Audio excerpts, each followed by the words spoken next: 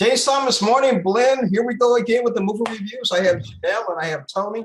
We're going to get started in the marshes of Louisiana. We're going to talk about where the Crawdads Sing, directed by Olivia Newton, based on a novel by Delia Owens, starring Daisy Edgar Jones, Taylor John Smith, and Harris Dickinson. Now, definitely, I'm going to get started with Janelle. Let's talk about this, where the Crawdads Sing. I thought it was okay. It gave me the vibes of To Kill a Mockingbird, not to compare it to that masterpiece at all, but the vibes were there of the person who's looked at as almost less than an animal, shunned by the town, has to kind of win the town over, or tries to win the town, or tries to make the town even just look at them as a human being, kind of feeling in that. So it was okay to me. I thought the casting for her love interest was a little weird, but like the fact that they were so similar, I mean, probably served the purpose, but it was okay to me. It was entertaining. It was beautifully shot. I think it was actually Carolinas. I think it was North Carolina or South Carolina. Okay. Beautiful. I mean, good story, just okay. Tony? I agree as well. I mean, it's not fair to call this forgettable, but it's not all that memorable as well. Great performance from Daisy Edgar Jones. She carries it. This is definitely her vehicle. But there are a lot of, and I know it's faithful to the book from people that I've talked to. I didn't read it myself, but it's very much a coming of age story, as she said, as an outsider. But it's interesting to see society shun away, basically people that are different, just kind of how they do today as well. That was very interesting. I kind of agree with you guys. I really enjoyed the movie. I thought when you start talking about To Kill a Mockingbird, my first impression was Philadelphia, Tom Hanks and Denzel Washington. So I thought there was a comparison there. Again, she did put on a great performance, and I can't knock that. You're right, Daisy did very well.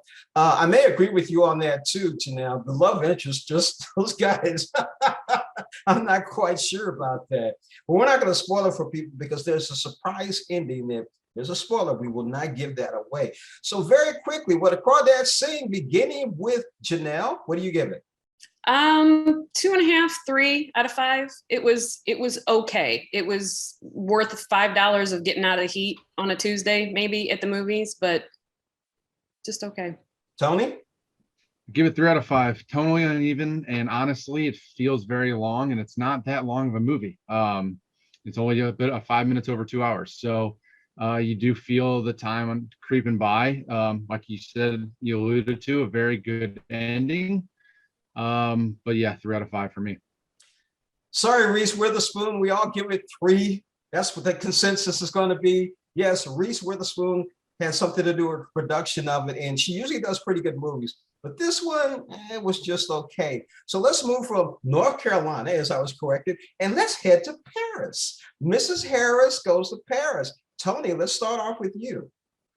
I mean, honestly, going into this, I didn't know what to expect. But it's just a light summer British holiday, if you will. I mean, it's fun. Leslie Manville is just endearing as Mrs. Harris herself.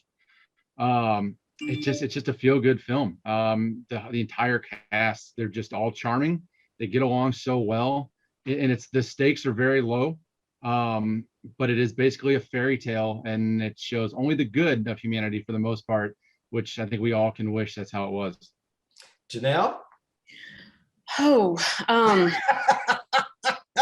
yeah, no, entertaining. Gosh, I don't know. To me, it had Lifetime movie vibes. I am not a Hallmark Lifetime movie kind of girl.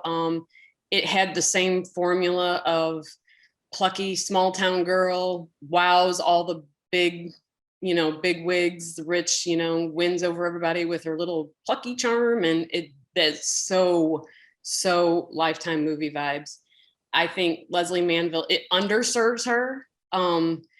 I think if you want to watch a great period piece with her in it, with her much more with her acting chops on display, it would be Harlots on Hulu. Very underrated show. Yeah, no, this just didn't. I mean, it's feel good, like Tony said. There's not a lot at stake there. It's not a lot of tense, suspense. Like, oh my gosh, I wonder how this turns out in the end. I think you pretty much know where it's going. Actually, I agree with you on that. I was kind of like, wait a minute, this is going to lead us right into, oh yeah, that's exactly what it did.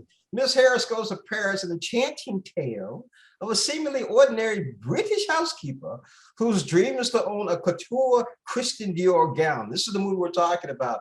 You're right, Tony, Leslie Manville, Isabel Huppert, Jason Isaacs. It was a fairy tale because reality smacked her in the face in that one scene. It just hit her hard. Actually, twice in that movie, she was hit hard twice with reality. So let's start off with you, Tony. What do you give it? I give it 4 out of 5. It's not everybody's cup of tea, but for those that know what they're getting into, it is a very charming film that you just turn on, smile a lot through it. It's got its own audience for sure. It's not for everybody, but it is. I had a good time with it. Viva la strike! Viva la strike! Janelle, what do you give it? Oh, for me personally, it'd be about 2 out of 5. I think for the crowd that it's trying to attract and will attract, probably a 3 out of 5. Okay, I'm going to give it 3.5 out of 5. It was very interesting to me because it kind of reminded me of a movie I saw not too long ago. And Miss Pettigrew Lives for a Day with Frances McDermott and Amy Adams, which I actually got to go on the junket on, and the first time I met the beautiful and talented Amy Adams. So I have to say the same thing too. Tony, I'm with you on it. 3, maybe 3.5. So the census will be 3 from Mrs. Harris Goes to Paris. Janelle made the face, and that's a little bit too much. Anyway, thank you again for joining us on Morning Blend. You got to go see Mrs. Harris Go to Paris if you're over 50. Also, I think you're right. Where the Crawdads sing is probably an over 50 crowd too on both of them. Thank you again, Janelle. Thank you again, Tony. We'll see you next week.